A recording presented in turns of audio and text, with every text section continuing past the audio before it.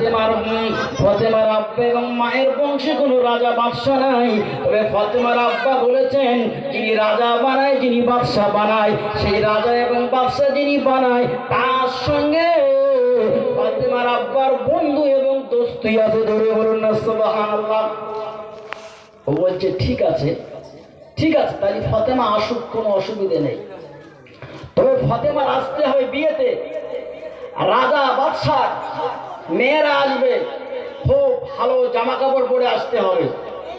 ফাতেমা তো জামা কাপড় পরে তালি দেওয়া শাল পরে, কাপড় পরে, ভালো জামা পরে আসতে হবে, এই শর্ত।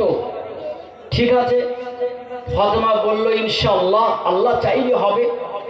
আব্বার কাছে বলল আব্বা হচ্ছে বিয়েতে আমি যাব, তাহলে আপনি আমার জামা কাপড় কিনে দেন। ও এমনি করতে এমনি ক্যামেরা, আপনি তো বললেন বিয়েতে যাব, যাবেন, কোনো অসুবিধা নেই।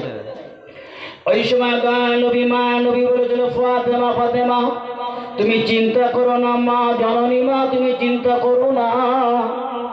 আল্লাহ তাআলা যদি ইচ্ছা করেন মা, তোমার জন্য জামার কোনো অসুবিধে হবে না।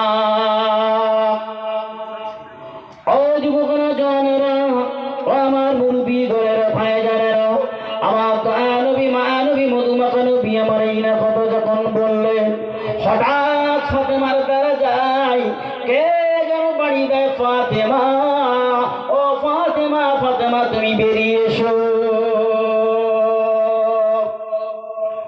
ফাতেমা বেরিয়ে এলেন, যেন দুটো প্যাকেট নিয়ে ফাতেমা হাতে দিয়ে দিলেন। আল্লাহ নবীর হাতে প্যাকেট দুটো দিয়ে দিলেন। আমার রাসূলুল্লাহ, আমার হাবিবুল্লাহ বলো ফাতেমা এই প্যাকেট দুটো তুমি রেখে দাও, এই প্যাকেট দুটো তুমি রেখে দাও। কে প্যাকেট দিয়েছে পরে হবে।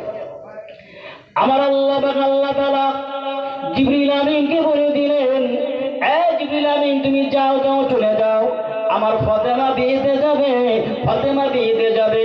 রাসূলুল্লাহ কাঁদতে হয় না, হতে পারে না।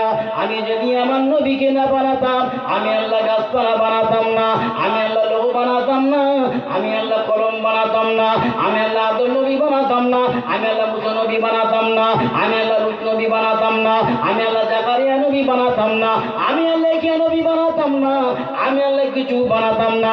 সেই হাবিবে তো যখন মদিনার কামলে ওরা কাঁদবে, হয় না, হতে পারে না। যাও জিবরিল আমিন তুমি চলে যাও, জান্নাতের ভেতরে যে আংটি এবং হার চুড়ি মাখি দিয়ে একটা তুমি প্যাকেট করে দাও। জোরে বলুন না সুবহানাল্লাহ। জান্নাতের ভিতরে যে হার চুড়ি মাখি দিয়ে একটা প্যাকেট করো,